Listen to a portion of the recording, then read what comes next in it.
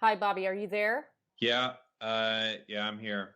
I want to hear in your own words what happened that led you to ending up in Buzz Aldrin maximum security prison.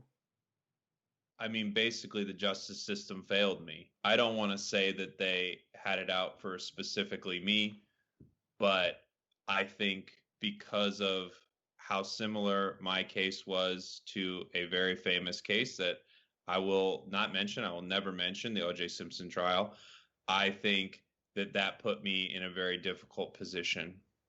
Basically, I'm white O.J., but cut this out because I refuse to say that. We all know, because it was a pretty famous case, a lot of the similarities. I'll talk about just some of the broad strokes, which is yes, tragically, my estranged wife and famous actor Steve Zahn was murdered by someone.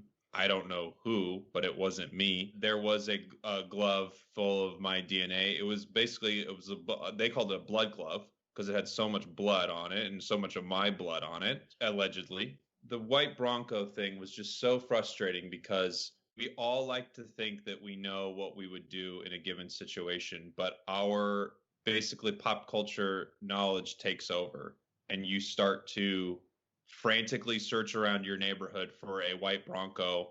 You break into that white Bronco and you drive it around the city. It's remarkable that you were even able to find a white Bronco, let alone a Bronco. Yeah, it took some doing. It was in a lady's garage. I think the media put me on trial. I think people basically said, we're not going to let OJ happen again. And now I'm OJ. And now my defense team is OJ's defense team.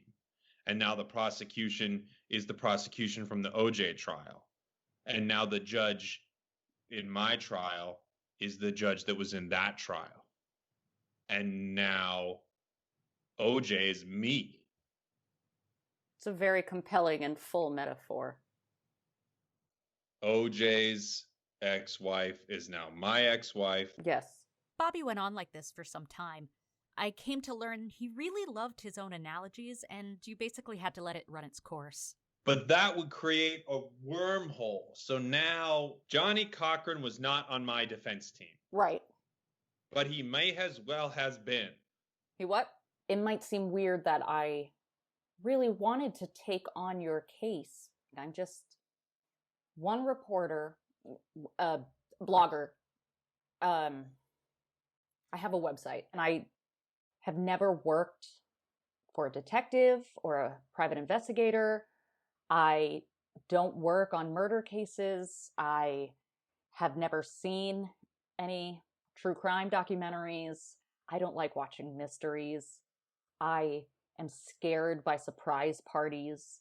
I don't care for scavenger hunts.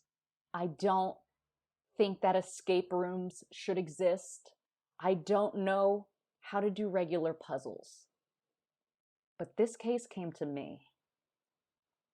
And so that made me want to be a part of it. You might not be all those things, but I don't have a hunting license, and I've shot a lot of deer. The prison said they're letting me even do this video call with you because I could only make myself seem more guilty. I said, if someone's going to look into this, it's going to be the first person I reach out to, or it's going to be nobody. That's amazing. And moving for me. I sent exactly one email to one person to look into one trial, my trial. I made one. Despite how hard it was to get Bobby to focus, what he was going to tell me in our upcoming conversations would blow the case wide open. I don't know if I can keep doing that, but I basically sent you that one email. Eventually.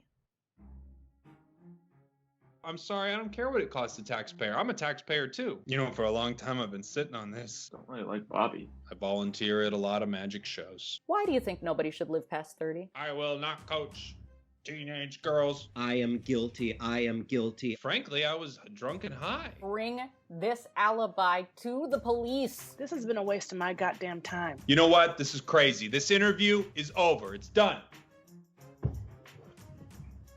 Come on.